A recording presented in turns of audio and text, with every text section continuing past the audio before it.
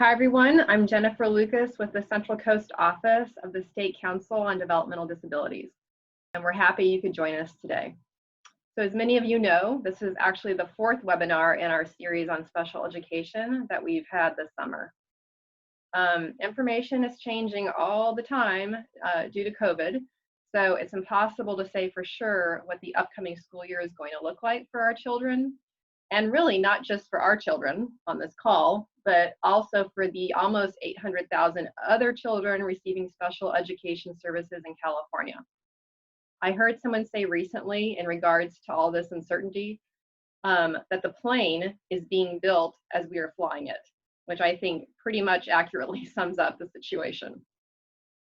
Times are difficult, but they are made even more difficult because many things we feel are out of our control, but it's very important aspect. So a very important aspect that is completely within our control, your control, my control, as parents, is learning and understanding our special education rights.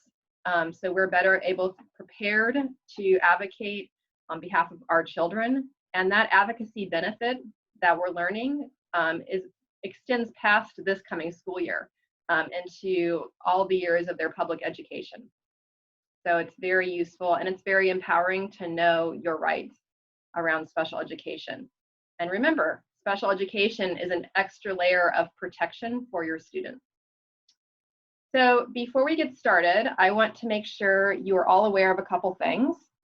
First, Senate Bill 98 that was recently signed into law amends the California Education Code and requires that IEPs, or individualized education plans, now should include a description of the means by which the IEP will be provided under emergency conditions, where instruction or services, or both, cannot be provided to the student either at school or in person for more than 10 school days. Our current pandemic is an emergency condition. So this Senate bill obviously is based upon that. And trying to correct issues that came up this past spring with how distance learning looked and how it was often ineffective for a lot of our children. The description in these IEPs in the development of each student's the description must be included in the development of each student's initial IEP or addressed during their next regularly scheduled revision of their IEP. You do not, as parents, need to wait for the school district to call an IEP meeting to make these updates or any changes. The most important part of advocacy for parents is planning and being proactive. So taking the step to request an IEP meeting to address this is a good choice. The second point I wanted to share was that the California Department of Education we'll be holding 2 webinars in the next couple of weeks. And the purpose is to explain the Learning Continuity Plan. This plan, which you may or may not have heard about, specifically mentions meeting the needs of students with disabilities, as well as students that are English language learners, foster youth, and homeless students in regards to distance learning. The webinars are being offered on July 28th and August 4th. And I will enter that information with the link into the chat box for you guys to take copy and paste and click on. All right. So things to know about today's workshop. Your mics are muted and videos are turned off just so we can keep the focus on the presentation and make sure everyone gets the most out of it. We will be sending a copy of the PowerPoint to everyone who registered for this webinar. If you registered as Spanish speaking as your preference, you should have already received the PowerPoint in Spanish to enable you to follow along because the current PowerPoint on the screen is in English. So you can refer to that email that I sent yesterday. All of the webinars in this series are being recorded and you will be sent a link next week to that recording. It's actually one link to the same group of recordings. It's a playlist on YouTube that I'm just putting all the webinars from this series on that same link. As you can see, you have the option of listening to this webinar in either English or Spanish, and the instructions were mailed to you as well, but they're also located at the bottom of the screen right now too. So you select your language channel, and then you also click mute the original audio, so you're just not hearing that other language channel at the same time. If you have any questions, feel free to type them in the Q&A box, and as we answer them, everyone will then be able to see that question and response. If we aren't able to get to all the questions at the end, no worries. Our contact information is on the last slide, and you can follow up with any one of us with your specific question. Also, if your question's a little too personal and you'd rather follow up one-on-one with us, you can do that. So what is the State Council on Developmental Disabilities? Just a quick synopsis. We're an independent state advocacy agency, and our whole purpose is to ensure that people with developmental disabilities and their families receive the services and supports they need. A lot of our advocacy is systems level advocacy. We also do the education and outreach that we're doing right now. And then when individuals or parents have questions or having issues with various different systems, could be around special education, could be around regional center, any number of things, and they need advice or need to know more about their rights, then we provide what we call technical assistance, which is a fancy term for, you know, giving advice and educating you about your rights, usually through emails and phone calls. And there's 12 of our offices throughout the state. So I'm with the Central Coast office, and we serve these 7 counties that are on the slide right now. So if you're not located in these 7 counties, you would want to probably get in contact with your local state council regional office, find out what's going on in the area, what kind of webinars they're offering, if there's a newsletter you can sign up for. It's all good information. So the more connections you can have, the better off. Right. And who's presenting today? Mary Paetzo is a special education advocate in Monterey County. Jonathan Gush is a special education teacher in private practice in Ventura County. I've already introduced myself. I'm with the Central Coast Office of State Council. And Stella Lauerman is a Spanish interpreter for Monterey County. Both Jonathan and Mary also are part of our office's Regional Advisory Committee. So this is a great collaboration that we're doing. And Stella has just been a longtime collaborator with our office, and we're very lucky to have her as serving as interpreter today. Okay, so we're going to continue on to learning about the IEP process, part 2. And Jonathan, take it away. Thank you very much, Jennifer. So welcome to everybody here. I'm happy to see a number of people in the webinar keep on growing. I'd like to piggyback off of what Jennifer also said about empowering yourselves, as we're in a very chaotic time.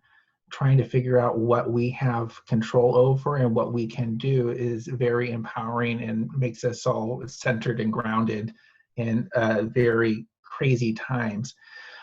So that being said, so much is going on, and we've done a lot already this summer. And the 3 of us together, kind of decided this series over the summer can't be, picked and chosen where we should end up between distance learning from last school year and compensatory education for next school year. Everything really kind of has to be taken as a package deal for an IEP. And that's where this slide is trying to bridge everything together. So we've talked this summer about informal assessments that you as parents can do, as well as normed assessments for initial and triennial assessments that can be done. Together, those create a present levels of performance to develop goals, which is the last webinar. What we're going to talk about today is the special in special education. And that means we're going to be looking at accommodations and modifications in classroom and state and national tests. And then that will roll into services and placement and what a free and appropriate public education is for all students, especially those in special education. Next slide, please. So instructional accommodations are really what we expect to have delivered in special education. Mary, at the end of the presentation, will be talking about the actual services. But if your child goes to a speech pathologist, if they go see a special education teacher, what are they going to be doing differently that a general education teacher may not know effectively how to implement in a classroom without supports for themselves? So when we look at the goals, they explain what we want our child to do by the end of the IEP term. And that's fantastic. So you can see a goal here that I just drafted. By November 7th, 2020, when given a passage at her instructional level, Mary will write the answers to literal and non-literal comprehension questions about the text with 80% accuracy in 4 out of 5 trials as measured by teacher charted data. Great, we want Mary to be able to read and answer comprehension questions. What are we going to do to help Mary out? What is going to be different about the instruction that special education and related services are going to do to help Mary reach that goal by the appropriate time? That's part of what special ed is, to deliver that educational progress, that educational benefit. What we then need to consider is, well, where can these accommodations and, if necessary, modifications be delivered? That takes us to the placement part of an IEP. Next slide, please. So if we roll forward with this goal, we can start thinking about, well, what are the barriers a child with a disability is facing? Now, this does take us into a little bit of the theory behind, well, what is a disability? And a disability is truly a construct of an institution or society at large that prevents an individual from accessing that part of society. For example, I'm not that old, but I do remember curbs not having the ramp pans for people with wheelchairs and other physical limitations to be able to roll into the street, cross the street safely, and return to the sidewalk on the other side. That is an example of a physical limitation for people with physical differences to not access society as easily. And it's a little bit easier to understand the physical side of disabilities because it's visual. When we talk about the cognitive needs of diverse learners, we can't really see it all that easy, yet those barriers still exist. So back to our reading goal here. Mary needs to learn how to read. When we look at the psychoeducational report, we look at the speech report, we look at the academic report, we really want to connect those dots and go, oh, this is the difficulty Mary is having in learning. The accommodations then tell us what special things we are going to expect from the IEP services. Now, part of the problem in preparing for this slide is every child is truly different. And that's where the individualized part comes in individualized educational plan. We do want to make sure we tailor the needs for each individual child. And as such, it was really impossible for me to list all the accommodations that any individual child may need. But nonetheless, I wanted to provide some examples and some areas where we can start with. A little footnote here too, do be careful that a lot of the IEP database systems that school districts use come pre-programmed with a list of accommodations that are most typical. The instructional accommodations and modifications for a classroom need to be an IEP team discussion, and please do not limit the conversation to what's in the computer system. That's not legal. So as you look down this list here, we have several different domains. And the first domain here I have is language. And you'll notice these tend to kind of go with the present levels of performance page, language being the area assessed by a speech and language pathologist. And here are a selective list of things that we may do differently, like front loading the vocabulary words. Let's give the child the words ahead of time what we hope they'll use. And we might even go further with that with visual vocabulary words. And I chose my words here carefully because you might be familiar with other programs, especially the Linda Moubel programs, which integrates visuals with basically every aspect of the curriculum. We're not able to write in named curriculum like Linda Moubel. We need to explain what that program does, especially for our special ed students, and what the actual accommodation is. So here, visual vocabulary words gets to the heart of the Linda Moubel program, but it is actually what the intent is. Then we have extra time for language processing. It could be student just processes language slower. They need time to think about it. And if you start demanding answers right away, you're going to interrupt that whole process. And that can also tie into auditory processing as well. You just might have a child that takes more time to listen, not hear the information. So let's give them extra time to think about what was said, come up with the words to their answer, and then say it back. In a typical gen ed classroom, teachers are told to count to 7 seconds. 1001, 1002, 1003, 1004, 1005, 1006, 1007, give me an answer right away. If you have a child that cannot process and generate language in that time, they may not feel they're able to participate in the classroom. They might shut down, they might become avoidant. And these accommodations are meant to bridge that gap so we don't end up causing learned helplessness of the child. The next area I have is visual. And visual does not just mean a person needs glasses. It means how somebody processes the information. And I'll go on record here and say I was rear-ended in a car accident back in November, and I myself have visual perceptual problems that are caused by the concussion that I had, and I lost focusing on the back of my eyes. So the glasses I'm wearing now are definitely accommodative for my accident, but at the same time, I notice it takes me so much longer to look at drawings, look at maps. I need extra visual processing time for myself to figure out what's going on.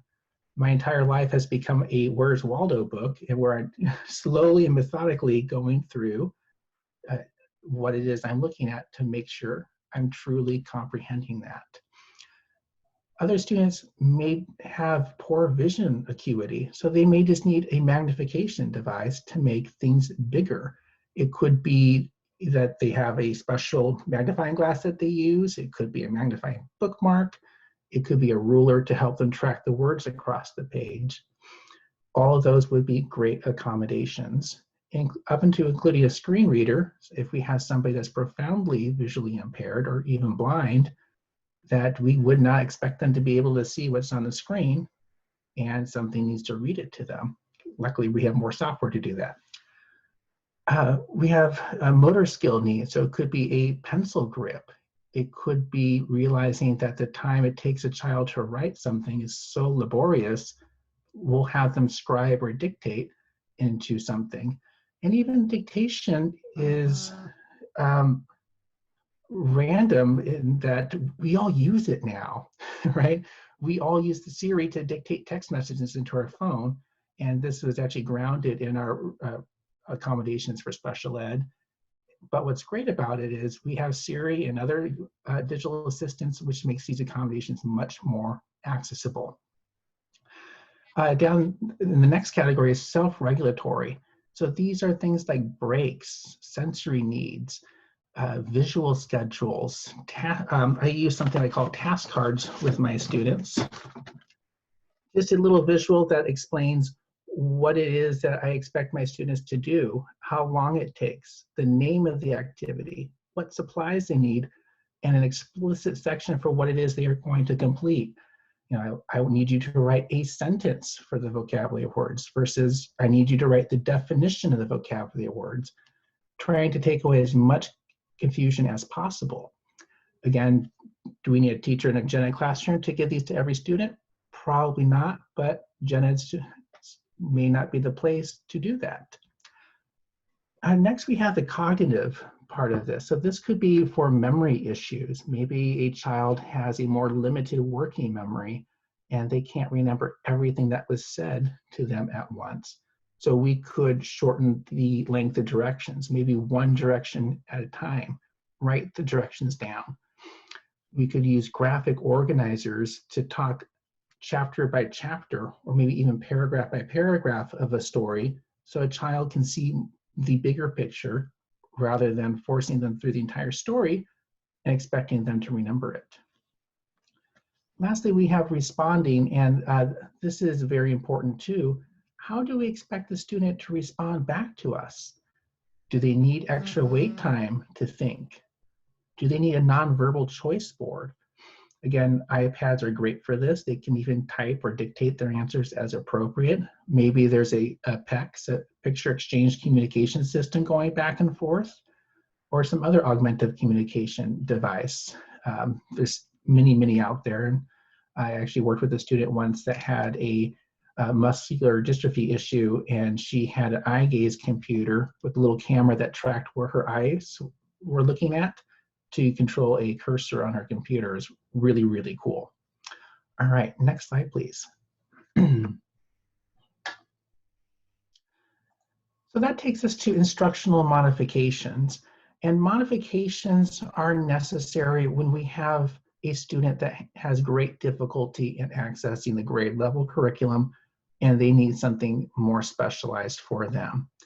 So you'll notice I have the same goal up there, but I scratched out and non-literal comprehension.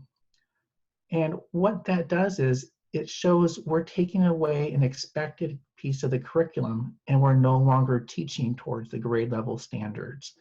So you might see a goal for like this for an individual with autism, that they're very literal and need to slow down and practice what literally is in the story, rather than asking that inferential questions of, why do you think, or what made this happen?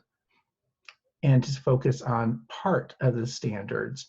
And this would be a modification when we start peeling away what is expected of a student in any particular grade level. And again, that could be because of cognitive needs that the student hasn't learned, prerequisite knowledge, like if you can't add, you're not going to be able to learn to multiply. It could be that there's medical needs and a student can't be at school all day long. And again, this ties into COVID as well. And it could also be that there's social emotional needs. Maybe there's a student with an emotional disturbance that they really need to focus on their own self-care. They need to work on communication, and the needs of the emotional health needs take priority of the academics. So examples of modifications are avoiding non-literal language and inferential questions. So that would be typical for students with speech impairments and autism. Changing the reading passages that a student expects to be read. So every once in a while, we may have to read or have a screen reader dictate a story to a student, but the expectations were that a student were to decode or read it for themselves for a reading assignment. That would be different from social studies, where when you're teaching social studies, the decoding of the text is not expected, is to learn the content of social studies. Shortening writing assignments. So if you have a high schooler that should be working towards a 5-paragraph essay or a longer research report, you might have them just write 1 paragraph instead. And then we get into some little gray areas that different school districts seem to have different opinions on, whether these fall into instructional accommodations or modifications, including spell check, which I find kind of funny because, again, let's face it, we adults, we use this all the time. But schools and IEP teams struggle where to place that is spelling and predictive text. I think the little words that come up on your iPhone when you're typing a text message. Does that fall under an accommodation or a modification? And you have to figure out, well, what is the purpose of bringing these issues up in an IEP team discussion? Are we trying to speed up the performance of the student, or is it because there is a delay that is really preventing access to the core curriculum? And then lastly, there's calculators. Again, we don't do long division as adults. we use a calculator. And you can limit how a calculator is to be used. Maybe you have a student that already knows how to visualize multiplication and start doing long multiplication, and they're ready to start learning fractions, but they're still dependent on a multiplication chart. Well, if you're teaching fractions, you could use a calculator to come in and help them with the actual rote multiplication skill. If it's a basic skill that is holding your child back from accessing higher skills, that would totally be an accommodation. If you're using a calculator to directly instruct and how to avoid doing the computation, that would be a modification. Next slide, please.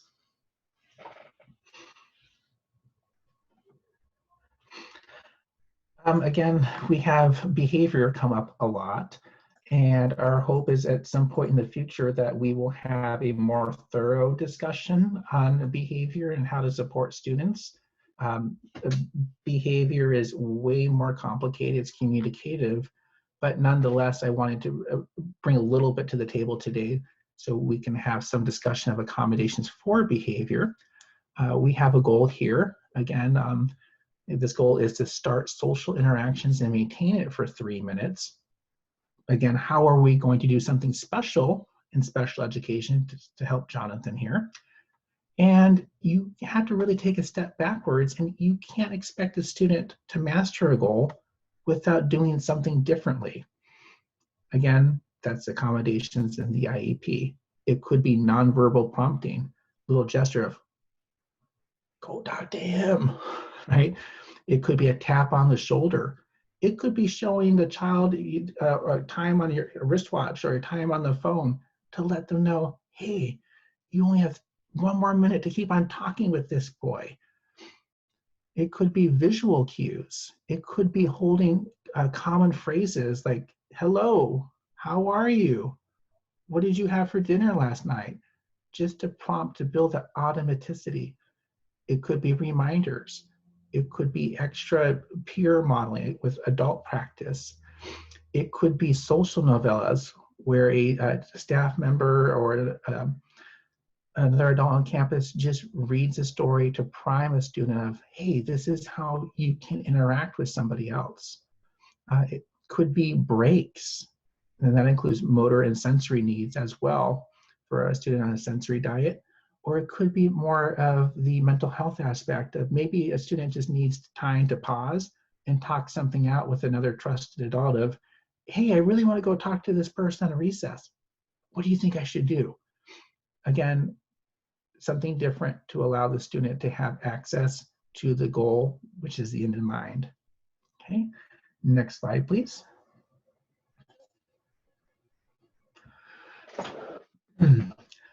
All right, so now we have a side-by-side comparison to kind of figure out, well, how do accommodations and modifications work in the classroom? And when I say classroom here, I am speaking generically, because this could be in a general education classroom, and it could be in any number of special ed classrooms, whether it be SDCs at a public school or actually a private school as well. And accommodations really address how the instruction is being delivered by the teacher and how a student is to do the work. So typically, we would still use the textbooks that a district has adopted. You're still teaching to the same standards. And what it is we're trying to do is overcome that societal problem that prevents somebody from accessing the curriculum. It could be you have a student that is low vision and they need Braille textbooks. We're not changing the difficulty of the content. We're not expecting them to read anything different. They just need a different way to read what a non-disabled peer would be. When you do this, the grades and the transcripts represent progress towards the grade level standards. So typically, elementary schools may have like a 1, 2, 3, 4 grading scale, or A, B, C, D, or some variation of a standards-based report card. Middle schools and high schools still have the traditional A, B, C, D, F. And again, that is progress towards grade level expectations. And that's where we have a little special part of the IEP that talks about promotion. So promotion here in this context means, how are we going to put the student in a grade level for the following year? Are we going to promote them one grade higher, or the opposite tends to be retention? Which would be another issue. We will probably talk about that at a future podcast here, webinar. When we compare that to modifications, modifications is changing the what that we're giving a student. So what kind of math are they learning? Is it math that the rest of the grade level is learning, or is it a requisite skill, a lower level skill that they need to learn first in order to be successful? So at this point, a teacher might be getting a different set of textbooks. It could be given a third grade math book to a student in sixth grade so they can learn their multiplication facts. It could be an intervention program, or it could be the teacher choosing their own material that's specific for the student's needs. Here you have grades and transcripts that are modified, and school districts have different ways of doing this. They have to be careful on general education documents not to fly or flaunt that a student was in special education. So they might give a grade with an asterisk mark or some other symbol that represents that the student was participating in a different curriculum. Other school districts will even change the name of a high school class. We have a district here in Ventura County that will put a B for a basic class, like a resource level class, and an F for a functional skills class in high school to try and delineate what the student was doing differently with the modifications. And because of this, we're not really measuring progress towards grade level standards. We are measuring progress based on goals. And that is a more local IEP team decision, whether or not a student should be promoted. But typically we see students promoted year to year to the next grade level in special ed. Okay. All right. Mary, would you like to take the next slide? Oh, sorry, this is mine still. So Jennifer, next slide. All right. So we have state tests that come up as well. And our two big ones is the CASP and the ELPAC, and the last test does replace the old CELT, the California English Language Development Test. Since these are state tests given and mandated by the California Board of Education, we do have a more specific list of accommodations and modifications. And rather than list them all out on the slide, you do have the link here on this slide to figure out what exactly your child needs and what they're allowed. And like the classroom modifications and accommodations, if an accommodation or modification is not on the official state list, the district actually has to write to get approval from the California Department of Education. So it's a whole different ballgame. Here, they do break that down into universal tools, designated supports, and accommodations. So it could be things like changing the contrast of the screen, inverting the colors, making the text larger. Those would be designated supports. Universal tools are a dictionary for certain words, a little section for scratch paper. Accommodations get a little bit more specific, like printing out the test. And I have had districts balk at requesting that accommodation. I have some students that just do not well looking at computer screens for a test. So why should I penalize a student when they can't function well on a computer? They do better on a paper and pencil test. You can ask for that accommodation to have the test printed out for you, back like it was with the old CST. And I also put a link here of, if you want to take the test yourself to see how much things have changed from when you were in school, please do. It's a very interesting test. It has a side-by-side screen component, and I'm a big proponent of parents knowing what we expect out of their students. So give it a try. I recommend going towards the 4th grade level. If you haven't seen this before, it's a rather intense test in terms of content and even just accessing the test itself. And lastly, we no longer have the CAPA assessment. We now have the CA, which stands for the California Alternative Assessment. And there are a set of guidelines, just like the CAPA, that a student must meet. It is based in part of a cognitive ability and having functional needs. So that basically means the student has to be receiving a modified curriculum with modified grades, and it's very functional based, okay? Lastly, I do want to give the warning here, districts have arbitrary numbers of how many students can be taking the alternative assessment. Do not let the school district say, oh, we already have too many kids taking it. If your child needs it, your child needs it. Write it into the IEP. All right, now it's your turn, Mary. Okay, thanks, Jonathan. And also in the alternative of what you just said, if the district, if you feel that your child should be taking the regular state exam and not the alternative exam, and the district tries to talk you into having your child take the alternative exam, you have the right to say no and have your child participate in taking the regular exam along with everybody else. And one thing that I see a lot of too is districts are very, I don't know if eager is the right word, but they seem to have no problem with writing in accommodations for the student to use or to have during state testing. They also need to be making those same accommodations for other tests in the classroom. So if your child is only receiving accommodations on state testing, you should request an IEP meeting and also request accommodations for tests in the classroom.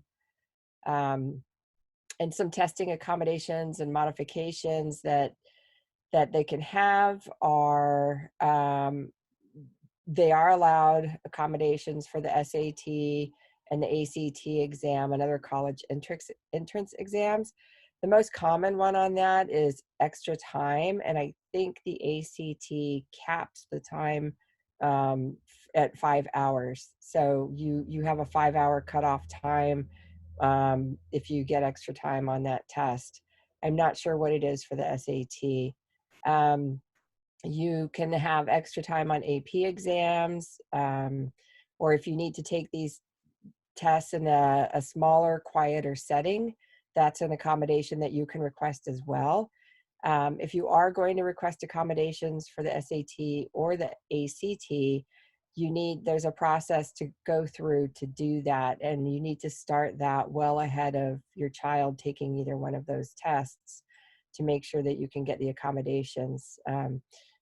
And you can also receive accommodations for taking exams in college courses.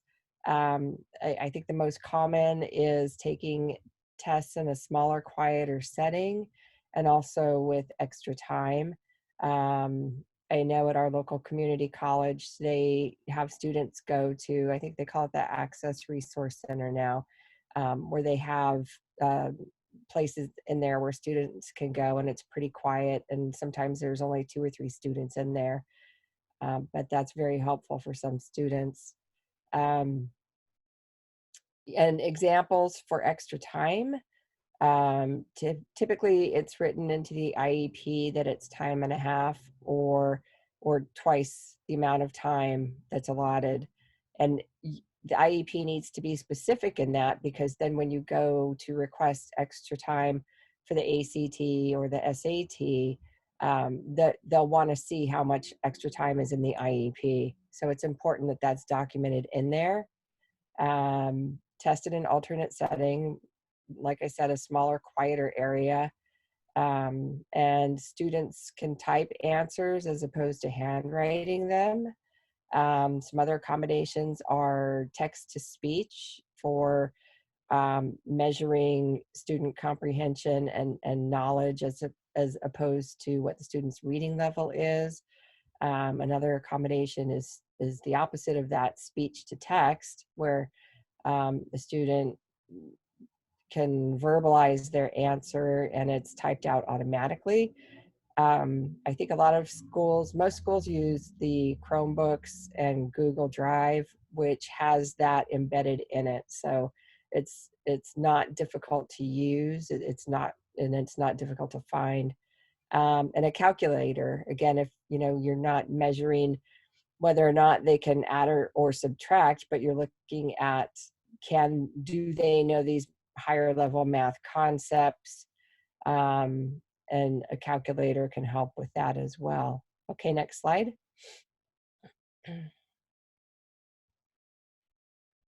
Service delivery. Each goal needs to have its own service, and every service needs a goal to ensure progress is being made. If you don't have a goal for something, then how are you measuring progress that that goal is being worked on and that your child is making progress on that goal? And watch for predetermination. A lot of times when you go into IEP meetings, they'll say it's a draft IEP and they've already got all the boxes checked and filled out and everything. And then you get into the meeting and they don't want to change what they've already gotten there. That's predetermination, because it's not supposed to be determined until you discuss it at the IEP meeting. And if they do not they've already got those boxes checked and they do not take into consideration the parent input, if you disagree with what they have checked there, that is predetermination.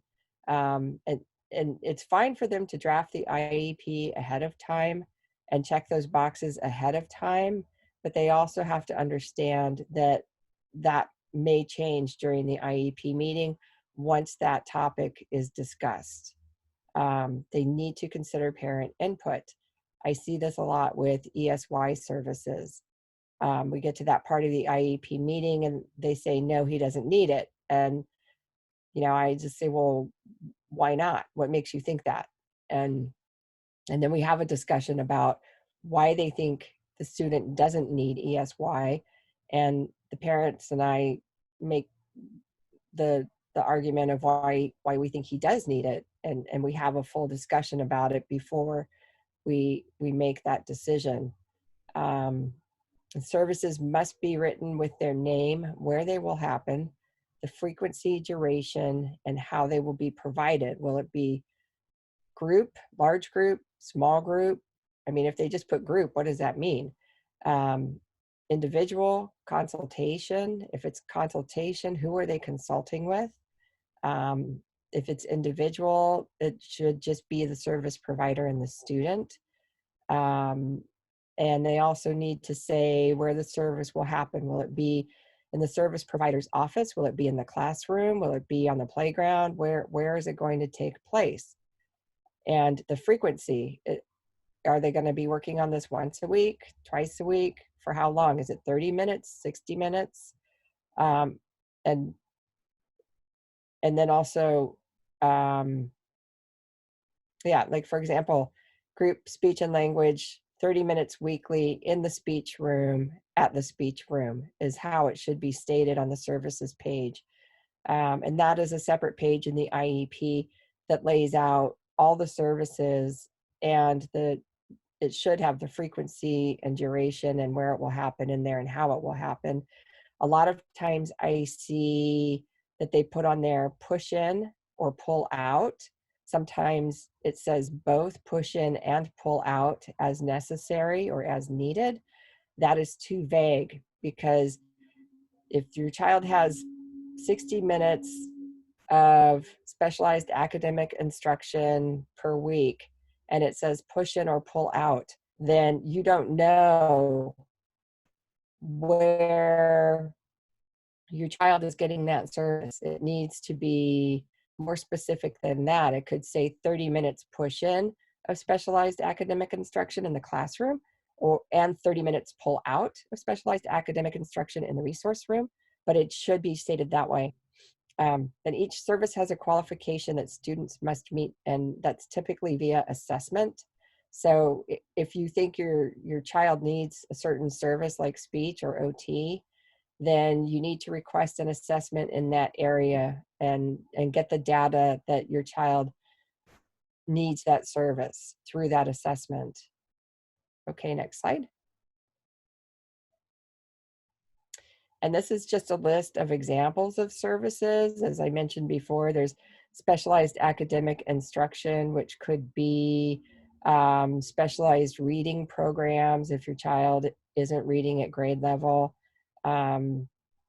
It could be a specialized math program to help with math, and it's usually delivered, well, it's not always delivered in the resource room, but usually by a resource teacher or a special education teacher.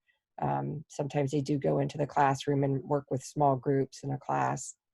Intensive individual instruction, which is working one-on-one with a special education teacher for however many minutes that is needed for the child to make progress. Language and speech, and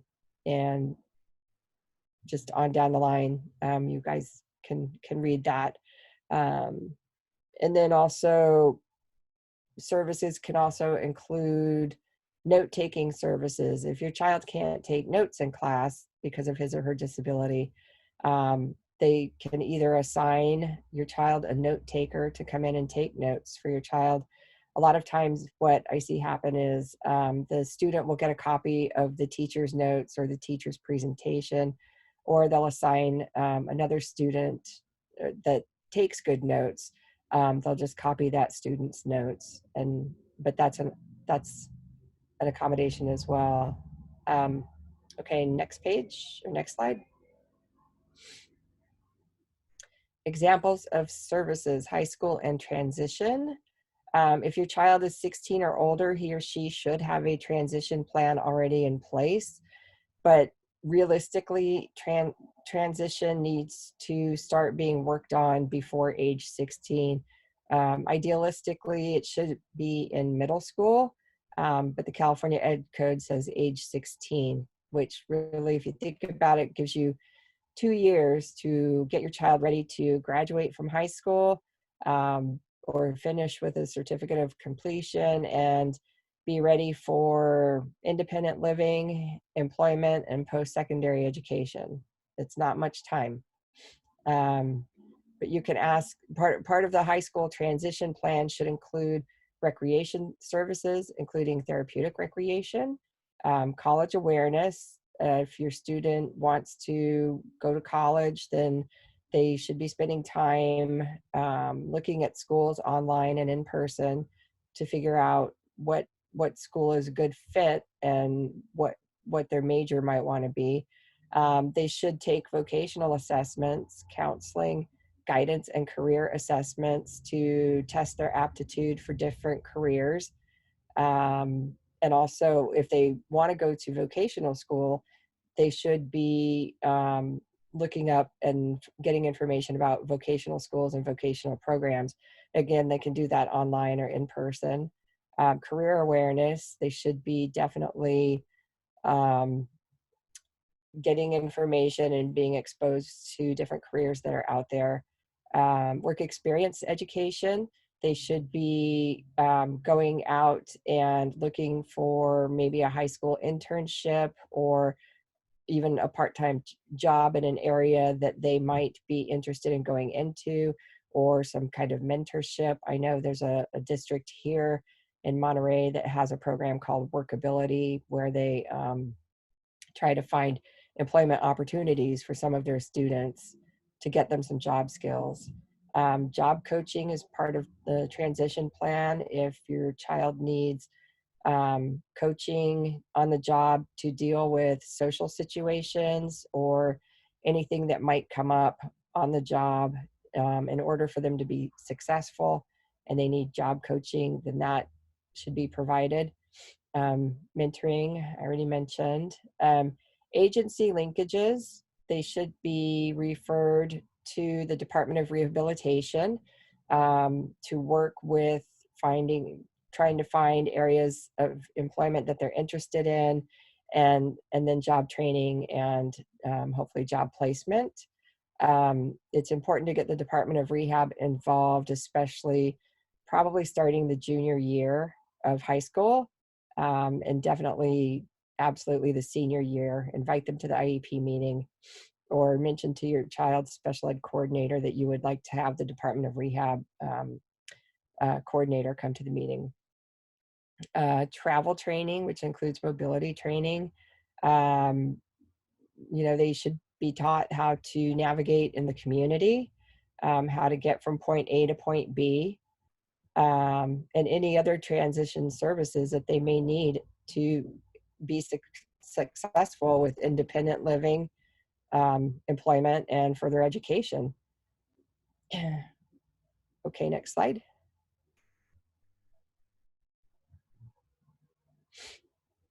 Placements and least restrictive environment.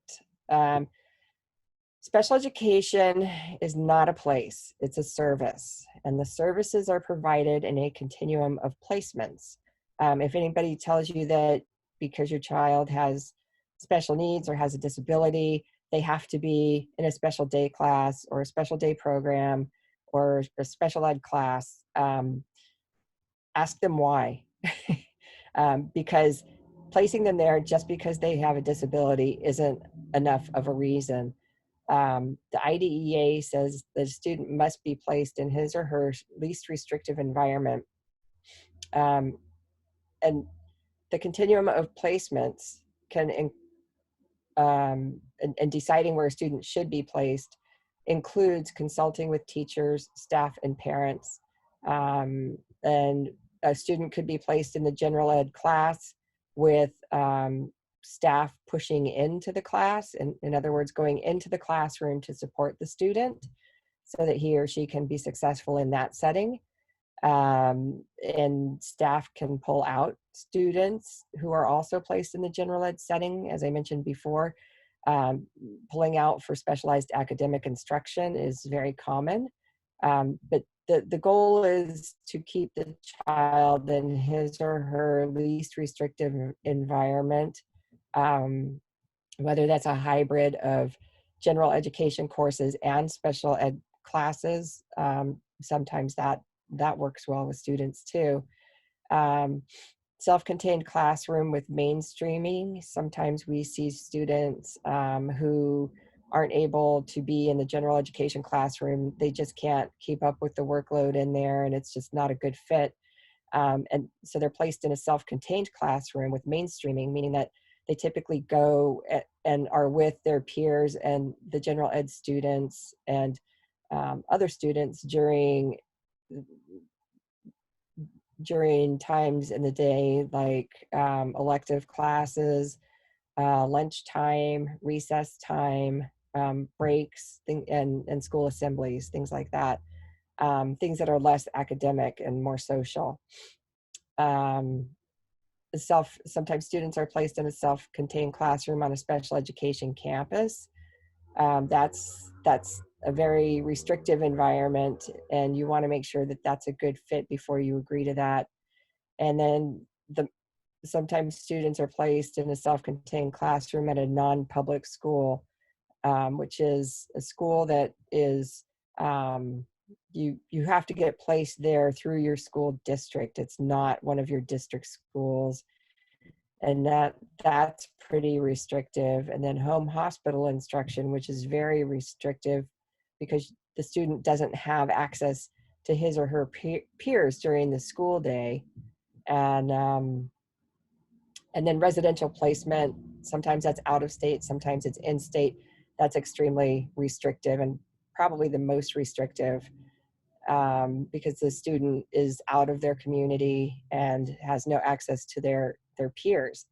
So keeping a student in the general ed is considered their least restrictive environment, but the IEP team needs to consider where progress is most likely to be made. So if they're not going to make progress at all in the general ed setting, then you need to look at, well, what's the next step in the continuum of placements? Is it self-contained classroom with mainstreaming so they still have that access to peers? It just depends on what the student's needs are. And then the placement typically refers to where specialized academic instruction is given. Other services are considered designated instructional services to make it easier for your child to learn, and typically can be given in any placement. So just remember, special education is not a place. Next slide. And it's always a good idea when the district wants to change your child's placement to ask them, what is your continuum of placements? What, and definitely go look at them, whatever they recommend.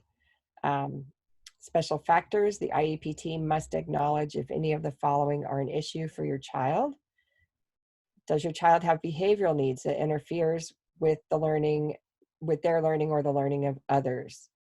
If that answer is yes, then hopefully they have a behavior intervention plan, and hopefully the school has done a functional behavior assessment.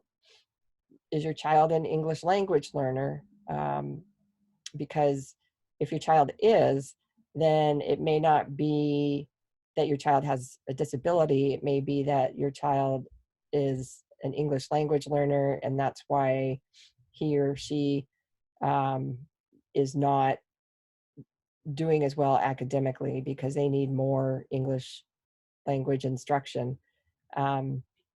Is there a need for Braille instruction, visual impairment supports? Are there communication needs or hearing issues? Does the child have auditory processing disorder? Is the child verbal? Does the child need assistive technology and services? There is an assistive technology assessment that can be done, and there are people who specialize in this area, so you can always ask for an assistive technology assessment. Does your child need low incidence equipment? If the answer is yes to any of these, there needs to be documentation of what supports will be in place to assist your child in school.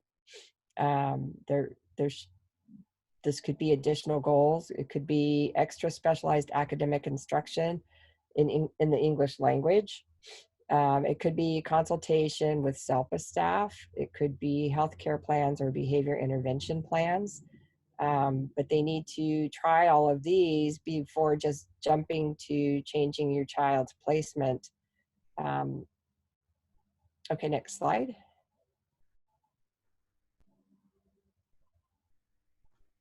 Okay, I think that's me. All right, so yes, as Mary was saying about before they consider changing your child's placement out of Gen Ed, because that is considered the least restrictive, that the law, the federal law, IDEA, Individuals with Disabilities Education Act, has a strong preference that to the maximum extent possible, children with disabilities are educated in regular classes with their non-disabled peers. And before a child with a disability can be placed outside of the regular educational environment, the full range of supplementary aids and services that, if provided, would facilitate the student's placement in the regular classroom setting must be considered. So if a student's not doing well in a general ed placement, it doesn't mean you rush and change the placement. It means you try the many other steps that can be put into place. Have the IEP team meeting, look at the goals, and determine, are there not enough services being provided? Is there a need for extra assistance like an aid? Does the homework need to be modified, or other classroom work? Any number of things can be put into place, because it's not just academic or educational benefit is not just about academics. It's also about social emotional benefit and many other benefits. So it's a broad definition, and courts have upheld that a student receiving social benefit in the general ed classroom is reason to possibly, it always depends on the person's unique circumstances, but is reason to possibly remain in that general ed classroom with supports. So you just kind of have to, it's always about that, that individual student. And, it's not about the financial ability of a school to render services. So if you hear about that, that's absolutely not a legal excuse. And it's not about the category of disability that you have that grouping and sorting. So, your student has autism and is profoundly disabled, so they automatically go into this, classroom. No, it's again the IEP. The I stands for individualized. So it's also not about availability of services or space. So schools may have all sorts of reasons why they want to move your student to, a more restrictive environment. They may be, I'm sure they're well intended, but you as the parent advocate have to look at your specific student's needs, understand the law about least restrictive environment, and understand that reasons the schools give can't be around, the ability for them to do it, or the lack of the services or funding or whatever. So, and an offer of extended school year must also be made if there is concern over regression over summer break, which I'm sure we're all kind of in that state. So, let's see. So, free and appropriate public education. Toward the end of the IEP, the whole IEP is built to provide FAPE, free and appropriate public education, right? It's free because it's no cost to you. It's public, hopefully integrated with non-disabled peers, and it's appropriate because it is centered around your child's needs, and that's delivered through an IEP. So, and the education is about, the first step is making sure that your child is trying to meet grade level standards, right? And if that student isn't going to be quite there at grade level, then still having ambitious goals that try to close the gap. The school IEP team members are required as specialists to provide you a written offer of what is reasonably calculated to help your child progress. So that does need to be in writing, and it should be written as a narrative. If most of you probably have had IEP meetings, there's a narrative that's attached usually at the end. And that should not just be a relisting of all the services that are already listed in the IEP, but it should describe how the placement and services work together. So here's an example that kind of outlines all these different components. But I do want to share that I have a child with an IEP, and I've been to a gazillion IEP meetings for other people in the past. There's no real solid guidelines for how the narrative is written. So you can never depend on it being exact. And because of that, you as the parent can ask to change the narrative if it's written in a way that doesn't seem thorough enough or doesn't seem like it's accurate. And you can also submit a parent addendum to the IEP, kind of outlining what you understand the agreement to be, and including any disagreements you may have as well.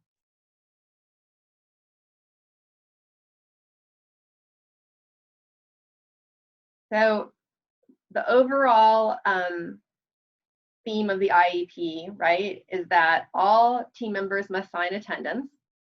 If they can't stay the whole time, that's possibly fine, depending on what you're hoping to accomplish in that meeting. That's the speech therapist is only supposed to stay, only can stay for a half an hour of her time because she's busy. It's understandable, but you as the parent have the right to excuse them. So you must be given notice to excuse any team member that isn't either able to be at the IEP team meeting itself at all, because then they should be giving their input prior so that you can make an informed decision. Or what often happens is they're there, but for a very short amount of time. So just ensure that they're able to share their information. And then when they, one of the things I do is when somebody signs out of the IEP meeting early, that I just have them when they're signing attendance, that they put a note that when they left, so that that's documented. And again, we discussed this in the last webinar, but recording the IEP meeting, given 24 hours written notice, you have that right as a parent, is very helpful, because that's another source of information for you, where you might not remember when people left or how long they were there or what they said. You can come back and listen to that, and that can help you form your come up with your informed decision making, right? About if you're consenting, what your issues are with the IEP. When you're drafting a parent addendum, if that's what you want to do, you can reference the recording. So it's another benefit to recording the IEP meeting. As the parent, you should sign or initial that you attended the meeting, but you're not consenting to the IEP yet. So advocacy tips, it's important to know that you sign that you've attended the IEP, and then there is an area where you sign consent, and you can choose to consent to all of it or consent with exception or nothing. So generally, I mean, this has been my history, and the IEP team I work with, they just know. They just know that I'm not going to sign the IEP meeting or the IEP document at that meeting, that I'm going to take it home to review it. And I'm not going to take it home for like, a month and delay things. I'm going to take it home for, maybe a few days, right? And kind of review the recording if I need to, and then determine if I have any other questions to ask. If there were any like areas where we didn't completely disagree or didn't completely agree, to kind of follow up on that.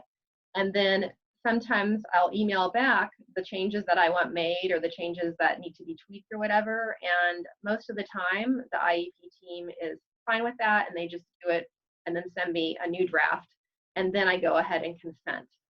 There was a time where they had been trying to exit my student out of special education, which I was not in agreement with.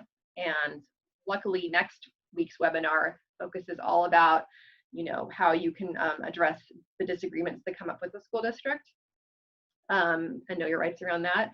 But I ended up signing with exception. So I was in agreement with other things we talked about, because we did talk about goals and services. I just wasn't in agreement with the very end where they said, oh, your child no longer qualifies.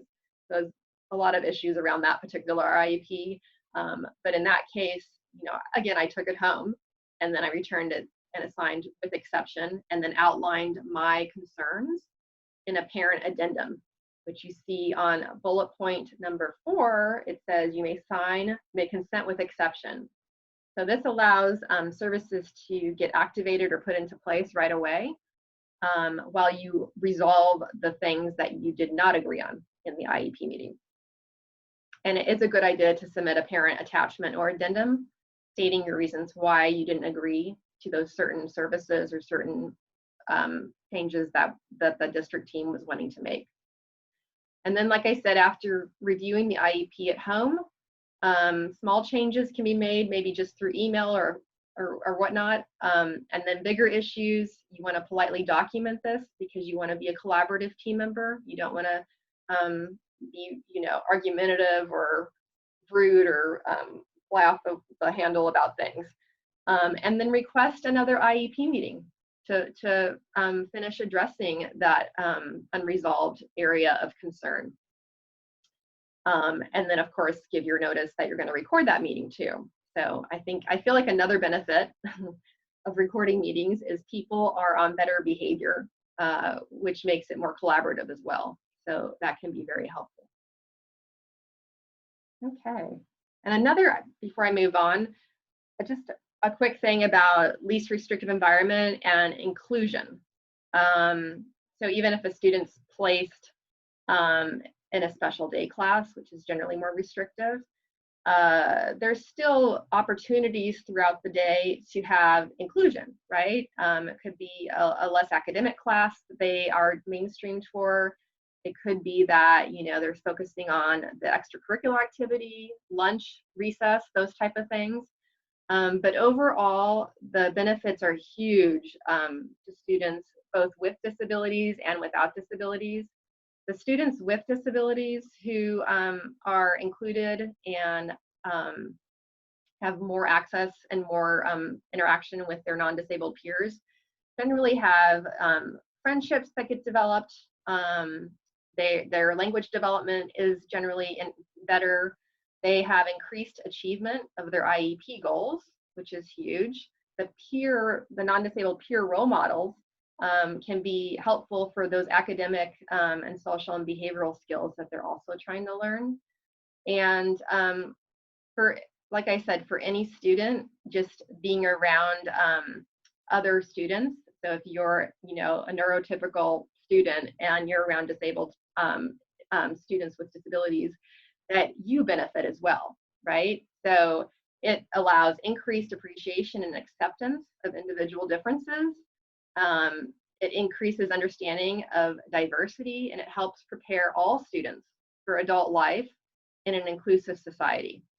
So wanted to in there. Oh, at the top bullet point, this is the go-to manual for all of you. It comes in English and Spanish. When you go to the website, I think right now only the English version's posted, but I do have a copy that I can email you of the Spanish version, and I'm pretty sure Disability Rights California is a great agency, and they'll probably be putting up the Spanish version in the very near future. So this is the registration link. This is the information that you can email me directly if you're wanting to sign up too. But the next webinar is going to focus on disagreements. What if I don't agree with the school and your rights to resolve and resolution options and dispute options? So please join us for that.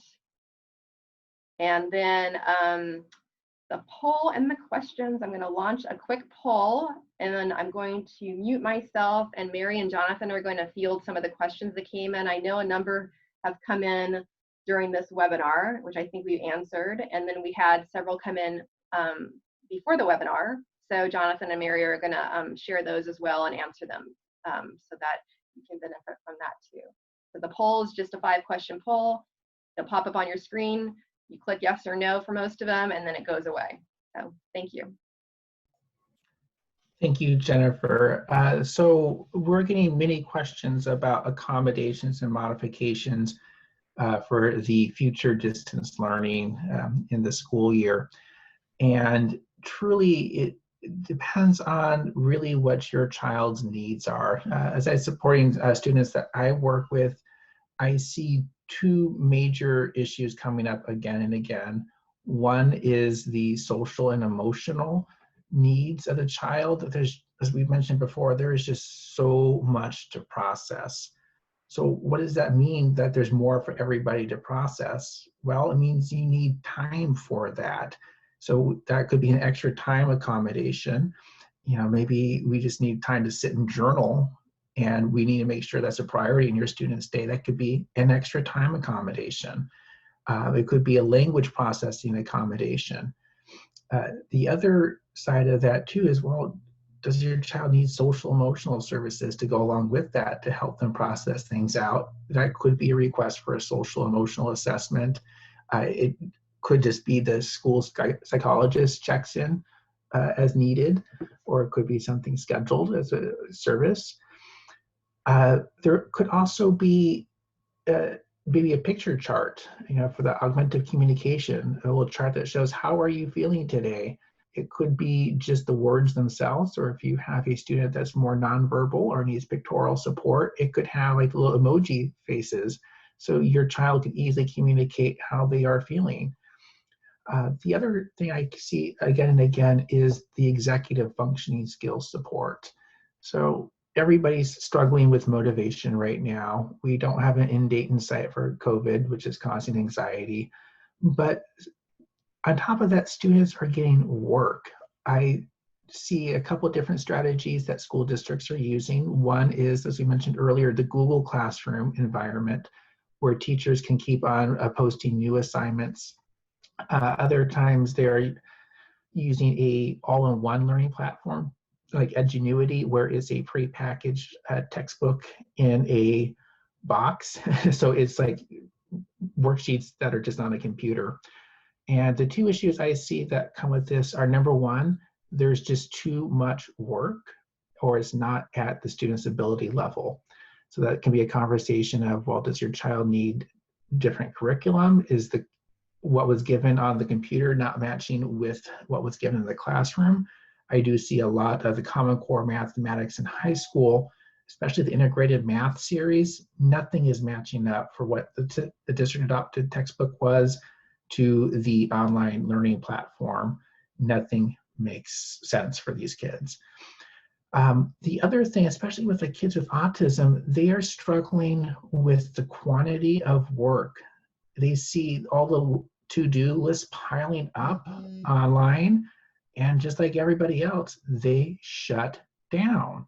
They cannot manage all of the things that are on their to-do lists, so they just escape. So timing of when assignments are delivered, maybe specifying how long there are of expectations for a student to work on it. So it could be do 5 math problems, or maybe a child needs work just 5 minutes. So it has to be a conversation of, well, is this task-based or time-based in duration? And that will be different for every single kid. And still processing through all the other changes that are coming up for distance learning. And our last webinar in August, we'll be having a more thorough discussion on what other accommodations may be needed as well. But I just wanted to give everybody heads up there. We've got another question regarding orthopedic impairments and what accommodations may be needed. Again, this is a case-by-case doctor, and I do want case-by-case basis, and do put out there the doctor that your child has should be dictating some of these as well, because this is a medical need. A simple accommodation might not be, so maybe like changing a PE clothes in a different location, maybe the health office. Maybe the child doesn't need to change PE clothes at all because it is such a laborious process. Changing clothes takes 20 minutes and there's only 45 minutes in the PE class.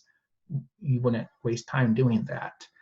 It could be making sure there is accessible furniture in the room. It could mean that there is a nurse on site that could help your child recover from a fall if that's what they need. Or it could be even something as simple as a pencil grip to help them write more efficiently. So there is a wide variety there. And again, it's case-by-case basis, but do think about where the deficits are that your child's unique needs are preventing access to society at large. Mary, I think you had a question about how to access some compensatory services. I did. To access compensatory services, you should request an IEP team meeting and show, well, no, you don't even need to show regression if the services were not provided. You could either request an IEP team meeting and say that the services were not provided and you're requesting compensatory services, or you can contact your special ed director and have that discussion with them and see what they say. If they tell you that they're not going to provide them, you can file what's called a compliance complaint, and we'll be talking about that next week. So tune in if you want information on what a compliance complaint is and how to file it. But you should definitely start with asking, because the school may realize that, yeah, we need to do this and your child definitely needs it, so we'll do it. But if they don't, if they tell you no, then a compliance complaint is the way to go on that. And then we also had a question about, my district has said all high school students receiving SPED services will be placed in a self-contained classroom, or if they can't, or choose to not attend in person, they will have to move to the district's alternative school and do independent study. My son has never been in a self-contained classroom, nor is he able to do independent study. This is not an individualized education program. I would request an IEP team meeting and talk about what your son needs. This placement is predetermined by the district. They're only offering you 2 choices, neither of which meets your child's needs, and they need to meet your child's needs. Also, the self-contained classroom, since he's never been in one, would not be his least restrictive environment, and he needs to be in his least restrictive environment. And there needs to be a 3rd choice in there that meets his needs, that's not a self-contained classroom and not independent study. But you'll need to request an IEP team meeting and ask them for their continuum of placements and let them know that neither one of these meets his needs and that the self-contained classroom is not his least restrictive environment. And then lastly, as the parent, can I visit other classrooms or schools to determine where my child should be placed? Yes, you can. Well, let me clarify that. You can if the district has offered placement in another classroom or another school. And I highly recommend that you do go and look at it and make sure that it's going to meet your child's needs, and make sure that it's what they sold you in the IEP meeting. So sometimes during these meetings, the district will offer placement in a class or a different school. And they'll build it up and make it sound like it's really great and it's going to be great for your child. And then you go and you look at it and you realize, oh, he's not going to fit in here at all. We need to look at something else. So I do recommend that whatever placement the school offers, you definitely go look at it. And that's it for me. All right. Thanks, Mary and Jonathan. Sure. So we just have 6 more minutes left, so we could look over some other questions if you guys want to kind of go further into some of the questions that have been put in the Q&A area. We can talk about that. I do want to follow up on the question about compensatory services, because a lot is unknown. So this is, you know, everything's a little different this year, and the federal guidance was that the IEP team should come together to determine 2 things. One was if the child needs compensatory services, and the other was to what extent. So it might not be the case that all children that miss some of their services are going to require compensatory services, or that the team would just naturally grant that. It could be more of a battle. It's hard to tell. From my perspective as a parent, I think, you know, trying to figure out the difference from where your student was before school, before distance learning happened this past spring, and then trying to determine where they are now to see what that gap is. Some areas may have improved, right? But other areas, especially if there is very specific supports that your child was receiving before and that they didn't receive during the distance learning time, they may have regressed. And so I think it is helpful advocacy strategy to come prepared with some information about what you've seen regression-wise. You know, you don't necessarily have to have like all the data and spreadsheets or whatever, but you know, if your child was able to read at a certain level before and now doesn't seem to be able to do that same level, you know, that's something simple that you can share, right? Other things, behaviors, there's all sorts of different elements about each individual child that, you know, might have decreased or regressed during the distance learning. That's something that you need to document clearly so you have it, so you can prioritize. And then when you have that IEP meeting, to clearly state what the areas of concern are and, you know, ask the district what the plan is to offer compensatory services to make up for that lost time. And of course, you know, we've discussed this in the past, they're not necessarily one-to-one. So just because your child missed 5 hours of something doesn't mean they didn't get 5 hours of that service. It's always about the degree of regression, usually measured through some assessment that the school will be doing too. But your parent, you know, kind of informal assessments matter because you were the main instructor. You were the one at home with the student during the last several months. So right now, you know the students functioning the best. So getting all that stuff kind of documented and ready to prepare, ready to share with the school district and the IEP team is going to be really helpful to you. All right, Jonathan and Mary, were there some other questions you wanted to follow up on? I don't have anything. Jonathan, do you? I can definitely see that there is a theme developing in our questions and answers, and I'm happy to see the questions coming in about determining present levels and figuring out where your child is so you can take action to get your child the services and supports that they need. And that is such a critical part of the IEP process, as we do have that little pyramid model on today's PowerPoint. I believe it was last week we had a little circle model from Jennifer there, and that this is a cycle. It keeps on going again and again and again, and every 3 years or whenever it's needed, we do have a formal assessment process. But do keep in mind that the facts lead to conclusions, and we need to establish those facts before we can recommend any services or change of placement. So ask for those work samples, ask for service delivery logs. It makes a whole difference there.